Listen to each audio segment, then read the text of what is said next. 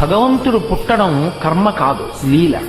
ఎందుచేత అంటే లోకోద్ధరణ కొరకు శరీరమును తీసుకోవలసిన అవసరం లేని పరమాత్మ శరీరాన్ని స్వీకరిస్తాడు. ఆయన కృష్ణ పరమాత్మ యొక్క జననమే ఒక లీల.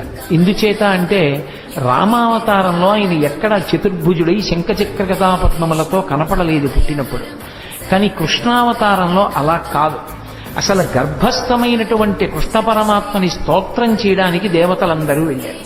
పైగా అసలు కృష్ణ పరమాత్మ పుడుతున్నాడన్న విషయం, ఆ 8వ గర్భానికి కంసుడు చచ్చిపోతాడన్న విషయం 8 గర్భాల ముందు లోకవిధి.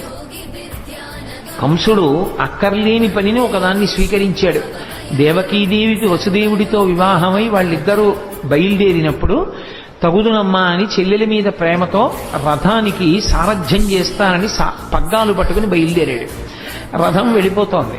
అశరీరవాణి పలికింది, ఒరే నువ్వు ఎంతో సంతోషంగా ఈమెని తీసుకెడుతున్నావు, కానీ ఈమె యొక్క కడుపున 8వ వాడుగా ఎవడు జన్మిస్తాడో వాడి చేతిలో నువ్వు మరణిస్తావు.